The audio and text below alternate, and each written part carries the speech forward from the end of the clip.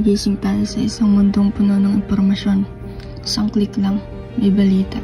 Isang swipe lang, may bagong opinyon. Ngunit sa dami ng boses na ating narinig, ang tanong, alin nga bang totoo? Sa panahon ng social media, tila nagiging malabo ang hangganan ng katotohanan. Ang totoo ay napapalitan ng trending, at ang tama ay minsan natatabunan ng viral. Noong sinaunang panahon, ang mga pilosopo tulad ni Plato at Aristotle ay naniniwala na ang katotohanan ay isang bagay na walang hanggan at hindi nagbabago. Isang realidad na umiiral kahit hindi natin ito nakikita. Para sa kanila, ang katotohanan ay dapat hanapin, hindi basta tanggapin.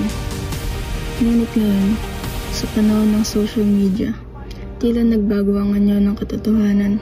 Sa bawat post, bawat comment, may kanya-kanyang bersyon ng totoo.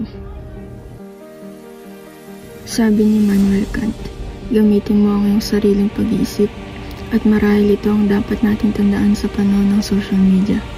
Dahil sa sobrang dami ng impormasyon, madali tayong dalhin ng agos ng opinyon ng iba.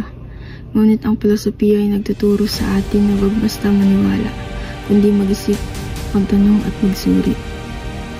Ang katotohanan ay hindi lang basta ang ano ang ating nakikita, kundi kung paano natin ito pinag-iisipan. Hindi lahat ng mali ay halatang mali, at hindi lahat ng tama ay madaling tanggapin. Kaya't sa panahon ng social media, ang pagiging mapanuri ay isang uri ng kabayanihan. Sa panahon ng social media, ang katotohanan ay hindi lang basta nakikita, ito ay hinahanap at pinaninindigan.